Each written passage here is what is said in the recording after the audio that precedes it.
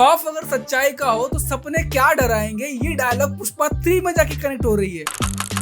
पुष्पा ने सॉरी क्यों बोला, उससे अच्छा तो ये पोस्ट क्रेडिट छोड़ के आते तुम। और मूवी तो इतनी अच्छी है कि मैं दावा करता हूँ कि तुम मूवी फर्स्ट हाफ में छोड़ के आ जाओगे। तो गाइस, ये मूवी की स्टार्टिंग की होती है क्रेन वाले फाइट सीक्वेंस से, जो हम यहाँ पे बहुत ज्यादा उम्मीदें कर रहे थे कि ये सीन जो है मूवी के एंडिंग में दिखाया जाएगा, बट इसे तो मूवी के स्टार्टिंग में ही पटक दिया गया। और लिटरली बोल रहा हूँ कि ये सीन मूवी के एंड टू एंड कहीं पर भी कनेक्ट नहीं होता। तो without wasting time let's get examine boys. तो मूवी का फर्स्ट हाफ शुरू होता है। फर्स्ट हाफ में मूवी की स्टार्टिंग ही होती है श्रीवल्ली और पुष्पा की मॉर्निंग के साथ। उसके बाद ही पुष्पा का सबसे फेमस डायलॉग आ जाता है कि खौफ अगर सच्चाई का हो तो अपने क्या डराएंगे। ये डायलॉग मुझे कहीं ना कहीं फ्यूचरिस्टिक लगता है, भले ही उसने पास्ट में बोली हो, लेकिन लिटरली बोल रहा हूँ कि ये कहीं ना कहीं जाके कनेक्ट होगा। और जैसा कि हमने पुष्पा के पार्ट 1 में देखा ही है कि पुष्पा अब कितना बड़ा आदमी बन चुका है, बड़े बड़े लोगों के साथ उठना बैठना। तो यार एक छोटी सी ख्वाहिश जो कि उसकी बीवी बोलती है पुष्पा से कि अगर तुम जा ही रहे हो सीएम ऑफिस में तो एक सीएम के साथ फोटो जरूर खिंचवा के लेके आना।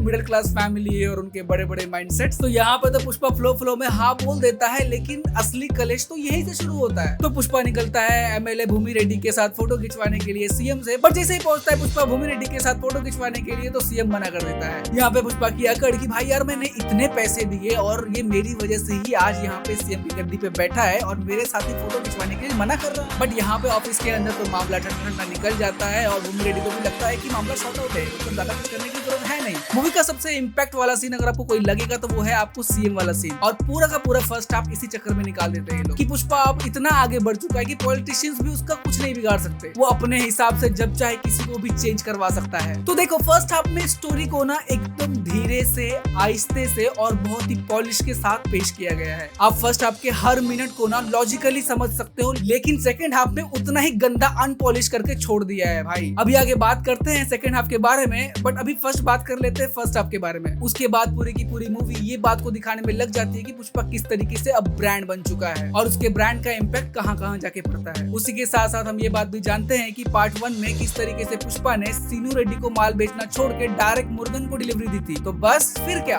पार्ट 2 में इसी को लेके आगे बढ़ाई ये स्टोरी। अब वो मुर्गन को माल बेचना छोड़ के डायरेक्टली डिलीवरी देता है चाइना के अंदर। तो ये सारी डिटेल्स रही मूवी किस डायरेक्शन में आगे बढ़ती है। अब जान लेते हैं मूवी की कुछ इंपॉर्टेंट बातें। सबसे पहली बात आती है कि यहाँ पे पुष्पा और पुष्पा की फैमिली को इस बात के लिए छेड़ा जाता है कि उसका सरनेम क्या है। जैसा कि हमें पहले से ही पता है कि पुष्पा जो है वो नाजायज औलाद है, इस वजह से उसे सरनेम नहीं दिया जाता उसकी फैमिली का। उसके बाद बात आती है सीएम वाले सीन के अंदर। तो यहाँ पे कुछ ऐसी वाइब आती है जैसे कि एनिमल में वाइब आई थी कि मतलब मेरे पापा जो बोलेंगे वही मैं करूंगा। बट यहाँ पे जस्ट पुष्पा के अंदर अपोजिट हो जाता है कि मेरी पत्नी ने जो कहा मैं वही करूंगा। इसलिए मूवी में आप जब भी देखोगे कि पुष्पा कहीं जा रहा है तो उसके बाद ही उसकी पत्नी आ जाती है कि मतलब ऐसा डिसीजन लेना या वगैरह वगैरह जो भी है। उसके बाद बात आती है कि पार्ट 1 के अंदर जिस तरीके से पुष्पा शेखावत के कपड़े उतरवाता है और उसे इतना बेइज्जत कर देता है कि उसका कुत्ता भी उसे नहीं पहचानता। सेम उसी सीन को इस पार्ट 2 में इतना ज्यादा खींच के आगे बढ़ाया गया है कि मतलब आप पूछ ही नहीं सकते। मुझे लगा कि शायद वो पार्ट 1 से कुछ ऐसा सीखेंगे कि यार मतलब इतना भी ज्यादा नहीं खींचा जाता किसी चीज को, बट इसके अंदर तो ऑपोजिट ही हुआ है, मतलब सुनते ही नहीं है किसी की ये। हालांकि उस सीन को इस मूवी के अंदर बहुत ही बखूबी कनेक्ट किया गया है। आपको यहाँ पे कोई भी ऐसा फालतू का सीन नहीं दिखाई पड़ेगा कि यार मतलब ये इलॉजिकली इसके अंदर डाल दिया गया है। यहाँ पे जब शेखावत पुष्पा के एक आदमी को मार देता है तो एमएलए आता है शेखावत के पास पुष्पा के साथ सुलह कराने के लिए। बट यहाँ पे शेखावत की मुझे एक बात माननी पड़ेगी कि वो पैसे के लिए नहीं झुकता बंदा। जब शेखावत को एमएलए बोलता है कि 10 करोड़ ले ले और मामले को यहीं पे शॉर्ट आउट कर दे, तब शेखावत यहाँ पे बोलता है कि मैं कोई वैश्या नहीं हूँ कि 10 करोड़ में मैं अपने कपड़े उतार दूं। और यहाँ पे लिटरली मैं बोल रहा हूँ कि अगर पूरी मूवी का कोई फनी सीन है तो वो यही सीन है। हालांकि ये सीन थोड़ा सा अडल्ट है बट इट्स ओके। तो अब बात कर लेते हैं मूवी का सेकंड हाफ। मूवी का सेकंड हाफ एकदम कल्चरल इम्पैक्टफुल है। एक चीज जो कि मुझे बहुत ही ज्यादा अच्छी लगती है साउथ इंडियंस को लेके कि यार मूवी में अपनी कल्चर को कभी जिंदगी में नहीं छोड़ते। वो अपने कल्चर का हर एक टुकड़ा मूवी के अंदर ऐड करके रख देते हैं। वो रत्ती भर ये बात नहीं सोचते कि लोग क्या सोचेंगे या फिर इंटरनेशनली क्या सोचेंगे लोग।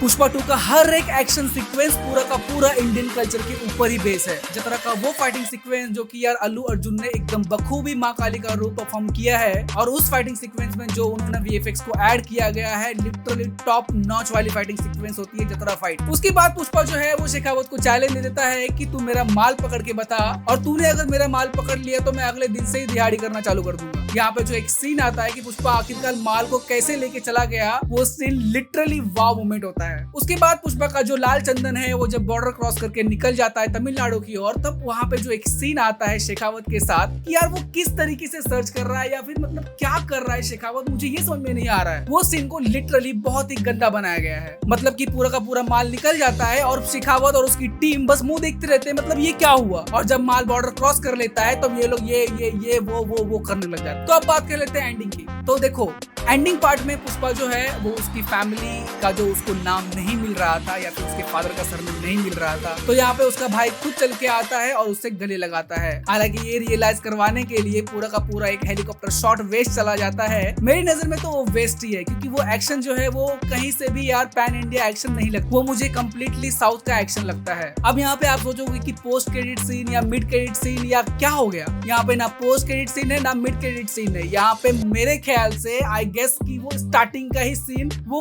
पोस्टिंग के लिए छोड़ दिया गया था। तो मूवी खत्म होने के बाद 1 सेकंड के लिए भी रुकना मत। तो पुष्पा 2 के ऊपर डिटेल में बात करेंगे हमारे नेक्स्ट वीडियो में। अभी के लिए इस मूवी को मैं 5 में से 4 स्टार ही दूंगा। लास्ट 5वें स्टार को मैं इसलिए कट करता हूँ, वो है इसकी एंडिंग को लेकर। अदरवाइज मूवी में कोई अडल्ट सीन है नहीं, बट थोड़ा सा नॉनवेज जोक्स और थोड़े से नॉटी सीन्स है, बट इट्स ओके, आप देख सकते हो। तो इसी के साथ मैं लेता हूँ अलविदा और मिलता है एक और नेक्स्ट वीडियो में। Bye bye.